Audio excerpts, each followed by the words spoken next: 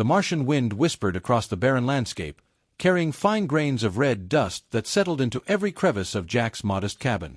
It wasn't much, just a prefab structure slapped together to withstand the harsh environment, but it was home. Jack didn't mind the isolation. In fact, he had chosen it deliberately, retreating from the chaos of Earth to find peace among the stars. Tonight, though, the silence felt different, as if the universe itself were holding its breath. Jack sat on the edge of his cot, staring out the small window at the endless expanse of rust-colored desert. His dinner lay untouched on the metal tray beside him, the faint hum of the cabin's life support system the only sound. The distress beacon had come unexpectedly, interrupting the monotony of his evening. At first, he'd thought it was just another glitch in the aging equipment. But the signal was persistent, its rhythm deliberate. Someone, or something, was out there. Jack grabbed his helmet and gloves, securing them to his suit before stepping into the airlock. The transition was seamless, the cabin systems cycling with a hiss as the external door opened. Outside, the Martian night was cold, the air thin and biting even through his insulated suit. He followed the signal's coordinates, his boots crunching softly against the rocky ground. It didn't take long to find her. She was huddled near a jagged outcrop, her shimmering form almost blending into the rocky terrain. Jack's breath caught in his throat.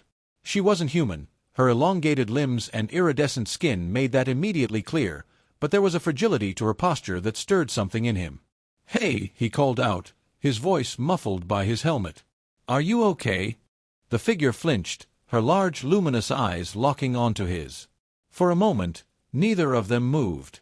Then, slowly, she rose to her feet. She was taller than he expected, though her slight frame and hesitant movements made her seem almost weightless. Her hands clutched a piece of torn fabric to her chest, her gaze wary. "Please," she said softly, her voice trembling. "I need help." Jack's mind raced. He had encountered alien species before, but none like her. She seemed delicate, almost ethereal, and yet there was a strength in her eyes that hinted at a deeper story. He approached cautiously, keeping his movements slow and deliberate. "I'll help you," he said, his tone as calm as he could manage. "But we need to get you inside. It's not safe out here." She hesitated, her gaze flickering between him and the distant horizon. Finally, she gave a small nod. Jack extended a hand, and after a moment's hesitation, she took it. Her touch was cool and smooth, like polished glass. Together, they made their way back to the cabin. Inside, the warmth of the cabin seemed to relax her slightly. She sank into one of the chairs, her hands still clutching the fabric as if it were a lifeline. Jack removed his helmet, running a hand through his messy brown hair. "Do you have a name?" he asked gently. She hesitated before answering. "Lina," she said, her voice barely above a whisper. "Lina," he repeated, offering a small smile. "I'm Jack. You're safe here." Her shoulders sagged slightly, the tension in her frame easing. Jack retrieved a blanket and draped it over her shoulders. She flinched at first, but then pulled it tightly around herself, her violet eyes watching him intently. "Where are you from?" he asked, sitting across from her. Lina hesitated, her gaze dropping to the floor. "Far," she said finally. "Too far." Jack nodded, sensing she wasn't ready to share more. "Well, you're welcome to stay as long as you need. Are you hungry? Thirsty?" She shook her head but didn't elaborate. Jack decided not to press her. Instead, he busied himself tidying up, giving her space to acclimate. He couldn't help but steal glances at her, though. Her shimmering skin seemed to shift colors in the light, and her eyes held a depth that made him feel as if she could see right through him. As the days passed, Lina began to open up, though only in small ways. She told him bits and pieces about her world, a place of towering crystal spires and endless skies. She spoke of her people, a proud and reserved race that valued strength above all else. And she spoke of her exile, though she never explained why. Jack listened without judgment, sensing the pain behind her words. He didn't push for details, instead offering quiet companionship and practical support. He showed her how to operate the cabin systems, taught her how to prepare simple meals, and even shared some of his favorite Earth stories. In return, Lina began to show glimpses of her true self. She had a shy smile that lit up her face and a curiosity about human culture that was both endearing and relentless.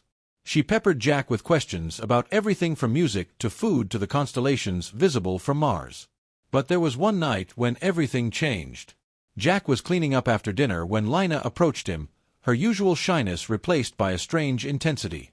She stood in the doorway of the small kitchen, her hands twisting the edge of her shirt nervously. "Jack," she said softly. He turned, sensing the seriousness in her tone. "What's on your mind?" She took a deep breath, her gaze fixed on the floor. "I need to ask you something. Important." "Okay," he said, setting down the plate he was drying. "What is it?" She hesitated, her cheeks flushing a faint lavender. I've been thinking about humans. About the way you connect. I want to try." Jack blinked, unsure if he had understood her correctly. "Try what?" "Romance," she said, her voice barely audible.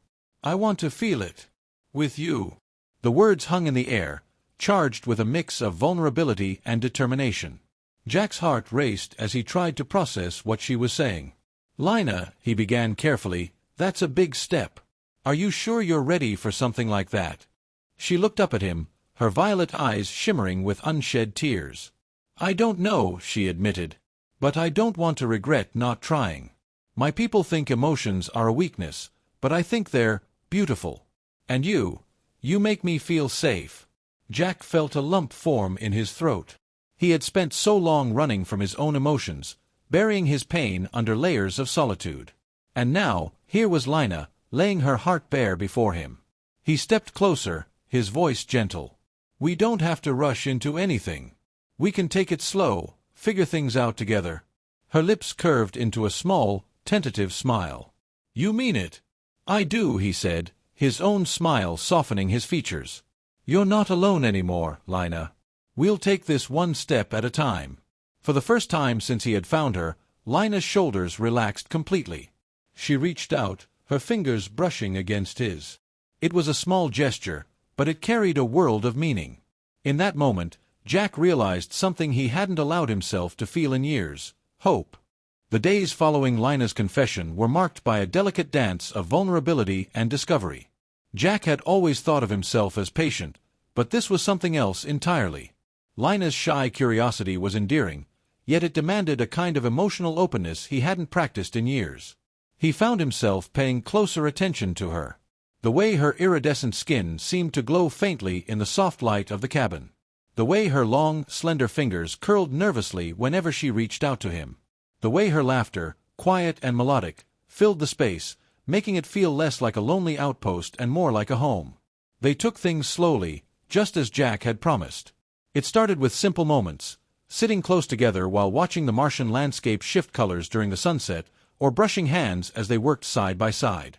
Each touch, each glance, carried an unspoken question, and each response was a tentative answer. One evening, as they sat together on the small worn couch, Lina leaned her head against Jack's shoulder. He froze for a moment, surprised by the gesture. Then, with deliberate care, he relaxed and rested his hand gently on hers. "This is nice," she murmured, her voice soft. "Yeah," Jack said, his throat tightening slightly. "It is." The silence between them was comfortable, filled with the steady hum of the life support system and the distant sound of wind against the cabin walls. Jack closed his eyes, letting himself enjoy the moment.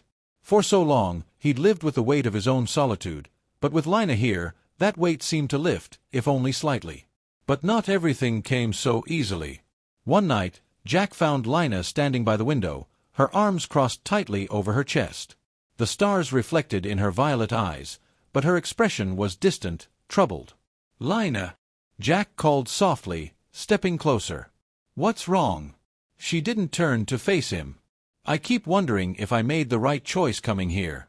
Jack felt a pang in his chest. "You don't have to stay if you don't want to. I won't stop you." Her head snapped around, her eyes wide with alarm. "No, that's not what I meant." She hesitated, biting her lip. "It's just, my people don't understand. They'd see this, what we're doing, as a betrayal. I wonder if I've betrayed myself." Jack's brow furrowed. "How could this be a betrayal? You're just exploring what makes you happy." She sighed, turning back to the window. "For my people, happiness isn't the goal. It's strength, discipline, control. Letting myself feel like this, it's like tearing down everything I was taught to be. Jack stepped beside her, the closeness of their bodies almost magnetic. Maybe that's not a bad thing. Sometimes, tearing something down is the only way to make room for something better. Lina looked at him, her eyes searching his face for something. Slowly, a small smile broke through her sadness. You're different from anyone I've ever met. Jack chuckled softly.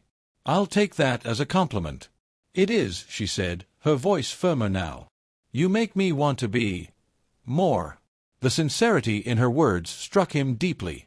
Without thinking, he reached out and brushed a strand of shimmering hair away from her face. The gesture was so natural, so intimate, that for a moment, neither of them breathed. Jack, she whispered, her voice trembling. Do you feel the same? He hesitated, the weight of the moment pressing down on him. But as he looked into her eyes, he knew there was no point in hiding anymore. I do, he admitted. But I've been scared to say it. I didn't want to push you. Her smile widened, and for the first time, he saw pure joy in her expression. You don't have to push. I'm already here. That night, something shifted between them. Their connection, once tentative and fragile, began to solidify. They talked late into the night, sharing stories and fears, hopes and regrets. Jack told her about his life on Earth, about the people he'd left behind and the dreams he thought he'd abandoned. Lina listened intently, her hand resting lightly on his, offering silent reassurance.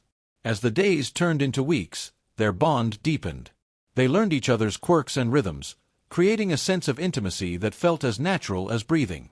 Jack found himself smiling more often, laughing at Lina's unintentional humor and marveling at her insatiable curiosity. And Lina, in turn, began to trust herself, to trust him, with parts of her she had kept hidden for so long. One afternoon, while they worked together repairing a section of the cabin's exterior, Jack noticed Lina watching him with a thoughtful expression. What is it? He asked, wiping sweat from his brow. She hesitated before answering. I've been thinking about what you said. About tearing something down to make room for something better. Yeah. She stepped closer, her eyes serious. I think you were right. About us. About this. Jack swallowed hard, the intensity of her gaze pinning him in place. What are you saying? I'm saying, she began, her voice steady, that I'm not afraid anymore. Whatever this is, whatever we're building together, I want it. I want you. Her words hit him like a shockwave, leaving him momentarily speechless. But as he looked into her eyes, he saw the truth of her feelings, and his own heart surged in response. I want you too, Lina, he said, his voice thick with emotion. More than I ever thought I could want anyone. For the first time, Lina reached out and touched his face, her fingers cool against his warm skin. The moment was electric, filled with unspoken promises and a depth of emotion that words could never capture. As they stood there, bathed in the soft glow of the Martian sun, Jack realized something he hadn't dared to admit to himself before. He was falling in love. And for the first time in a long time, he wasn't afraid to let it happen. The days that followed became a whirlwind of emotions for Jack and Lina. Every touch, every glance between them carried a weight that spoke of a burgeoning love neither had dared to hope for. Their connection deepened, not through grand declarations, but in the quiet moments they shared, the kind that made Jack's solitary existence on Mars suddenly feel less lonely. One evening, after a long day of maintenance and routine tasks, Jack prepared dinner while Lina sat nearby, her shimmering hair catching the warm glow of the cabin's lighting. She watched him with a quiet intensity, her head tilted as if trying to unravel some mystery. You're staring again, Jack teased, glancing at her over his shoulder. Lina blinked, her pale cheeks taking on a faint lavender hue. I didn't mean to. It's just, watching you feels so different. Everything about you is so human. Jack chuckled softly. Is that a bad thing? No, she replied quickly. It's fascinating. The way you move, the way you think, even the way you smile. It's all so alive. Her words struck him, and for a moment, he forgot about the food sizzling on the stove. Turning to face her, he leaned against the counter, his arms crossed. You make it sound like you've never felt alive before. Lina's gaze dropped to her hands, her fingers fidgeting with the edge of her tunic. Not like this. On my world, we don't connect the way humans do. Feelings are considered distractions, emotions weaknesses. We're taught to suppress them. Jack's brow furrowed. That sounds lonely. It is, she admitted, her voice barely above a whisper. But being here with you, it's like I'm discovering parts of myself I didn't know existed. He walked over to her, his heart aching at the vulnerability in her voice. Sitting beside her, he reached out and took her hand in his. You don't have to suppress anything here, Lina. Not with me. Whatever you feel, whatever you want. It's okay. She looked up at him, her violet eyes shimmering with unshed tears. I want this, she said, her voice trembling. I want you. Jack's breath caught in his throat. The raw honesty in her words, the courage it must have taken for her to say them, left him momentarily speechless. But he didn't need words to respond. Instead, he leaned in, closing the distance between them. The first kiss was tentative, a soft meeting of lips that sent a jolt of electricity through both of them. Lina gasped, her hands gripping his shoulders as if anchoring herself to him. Encouraged by her response, Jack deepened the kiss, his hand sliding up to cradle her cheek. It wasn't just a kiss, it was an unspoken promise, a merging of two worlds that had always seemed destined to remain separate. In that moment, nothing else mattered. Not the endless red sands outside, not the solitude that had defined Jack's existence, not even the vast cultural chasm between them. It was just the two of them, their hearts beating in tandem. When they finally pulled apart, both were breathless, their foreheads resting against each other's. Lina's eyes were wide, her expression a mixture of awe and wonder. That was, she began, her voice trailing off. Yeah, Jack agreed, a grin spreading across his face. It was. Lina's laughter bubbled up, soft and musical. I never thought something so simple could feel so powerful. Welcome to being human, Jack said, his tone teasing but affectionate. From that night on, their relationship took on a new dimension. The barriers between them seemed to dissolve, replaced by a shared understanding that words often failed to capture. They spent their evenings wrapped in each other's arms, talking about everything and nothing, their connection growing stronger with each passing day. But even in their newfound happiness, shadows lingered on the horizon. One afternoon, as they worked together repairing a faulty air filtration unit, a faint signal crackled through the cabin's comm system. Jack froze, his wrench halfway to a bolt. Signals were rare on Mars, and they usually meant trouble. Lina noticed his hesitation. What is it? Jack set the wrench down and walked over to the comm panel, his fingers flying over the controls. The signal strengthened, and a voice emerged through the static. Outpost Alpha, this is the Martian Orbital Command. Respond. Jack's stomach sank. Orbital Command rarely contacted isolated outposts like his unless there was a pressing reason. He pressed the transmit button. This is Jack Carmichael at Outpost Alpha. Go ahead. There was a brief pause before the voice returned, more authoritative this time. We've detected unusual activity in your sector. Scanners picked up an unknown energy signature near your outpost. Are you aware of any anomalies? Jack glanced at Lina, who had gone pale. The energy signature. They had to be talking about her ship. No anomalies here, Jack replied, keeping his voice steady. Everything's been quiet. The silence on the other end felt heavy, suspicious. Understood. Outpost Alpha. We'll be conducting a sweep of your sector in 48 hours. Be prepared to report any findings. Command out. The comm went dead, leaving an oppressive silence in its wake. Lina stepped closer, her hands trembling. They're coming. Jack nodded, his mind racing. They know something's out here. They might even suspect you're here. Her eyes filled with fear. What do we do? Jack took a deep breath, forcing himself to stay calm. We'll figure it out. But whatever happens, I'm not letting them take you. The determination in his voice seemed to steady her. She reached out, her fingers brushing his. I trust you, Jack. Whatever happens, I trust you. As they stood there, the weight of the impending confrontation hanging over them, Jack felt a surge of resolve. He had spent years surviving on this desolate planet, but now, for the first time, he had something worth fighting for. And he wasn't about to let it go without a fight. The next 48 hours were a blur of preparation and quiet determination. Jack and Lina worked tirelessly to conceal her presence and the remnants of her ship. Jack's heart raced with the weight of the decision he knew he would eventually have to make: protect Lina at all costs, even if it meant defying orbital command and risking his life. Night fell, and the two of them stood in the open, gazing at the vast expanse of the Martian landscape. The stars above seemed both serene and mocking, a stark contrast to the turmoil brewing within them. "They won't stop," Lina said quietly, her voice trembling. "Once they suspect, they'll search until they find something." Jack placed a reassuring hand on her shoulder. "They won't find you. I'll make sure of it." She turned to him, her violet eyes shimmering with a mix of fear and gratitude. "You've already risked so much for me. I can't let you endanger yourself any further." Jack shook his head, his gaze steady. "It's not a question of risk, Lina. I care about you. I can't let them take you. Simple as that." Her lips parted, but no words came. Instead, she closed the distance between them, her arms wrapping around him in a tight embrace. "I've never felt this way before," she whispered, her voice breaking.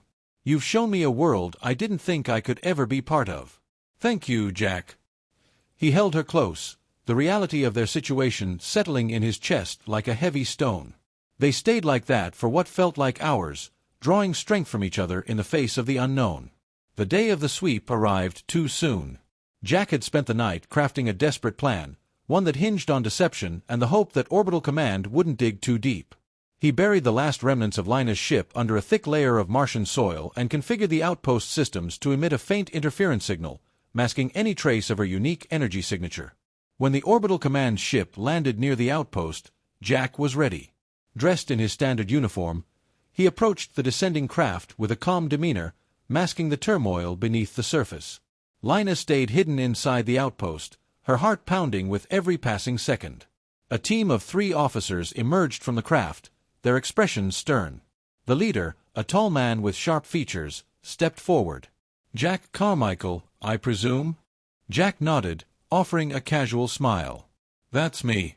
Welcome to Outpost Alpha. What brings you all the way out here?" The leader didn't return the smile. "We've detected unusual activity in this sector. We're here to investigate." Jack gestured to the barren landscape around them. "You're welcome to look around, but I can't imagine you'll find much. It's been pretty quiet out here." The officers exchanged glances before the leader spoke again. "We'll be conducting a thorough search of your outpost and the surrounding area. Please cooperate, and this will be over quickly." Jack's jaw tightened, but he forced himself to nod. "Of course. Follow me." Inside the outpost, Lina held her breath as the sound of footsteps echoed through the narrow corridors. She had hidden herself in a storage compartment Jack had reinforced, its shielding designed to block scanners. Even so, her pulse raced as she listened to the muffled voices of the officers.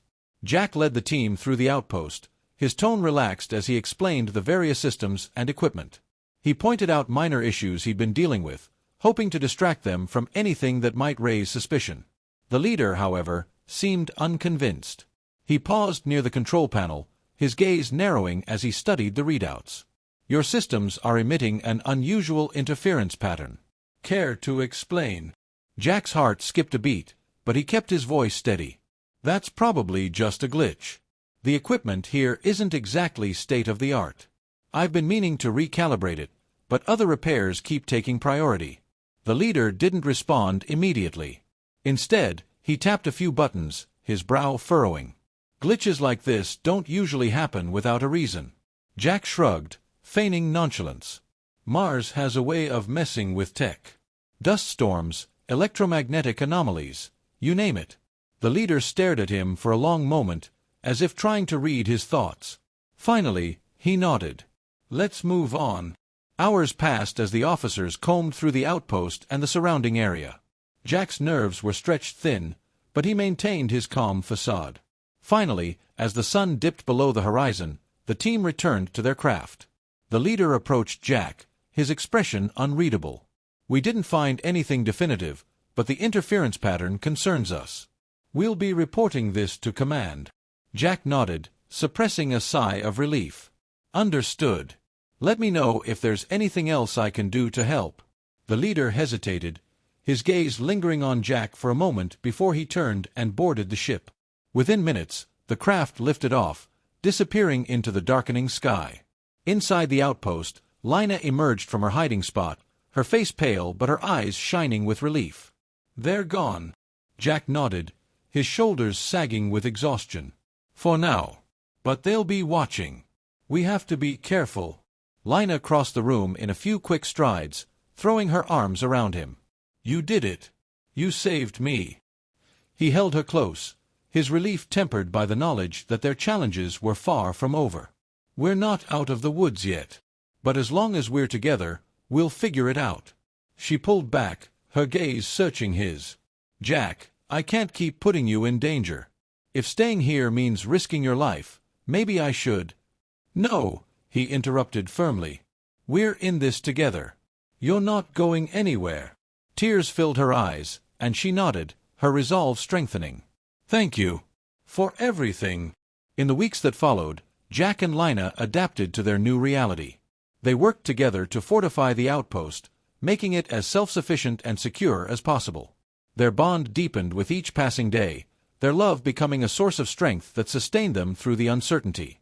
One evening, as they sat outside under the vast Martian sky, Lina rested her head on Jack's shoulder. "Do you ever wonder what the future holds?" Jack wrapped an arm around her, his gaze fixed on the horizon. "Sometimes. But I've learned not to dwell on it too much. As long as we have each other, we'll face whatever comes." She smiled, her expression soft and content. "I never thought I'd find something like this. Something real." He turned to her, his eyes filled with warmth.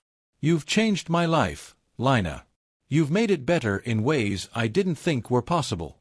They sat in comfortable silence, the weight of their struggles fading into the background as they focused on the simple joy of being together.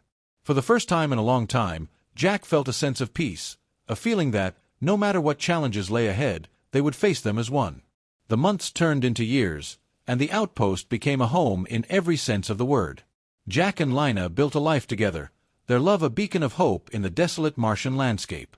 They faced hardships and setbacks, but their bond remained unshakable, a testament to the power of connection and resilience. In the end, it wasn't the vastness of space or the isolation of Mars that defined their story. It was the simple, profound truth that love could thrive even in the most unlikely of places.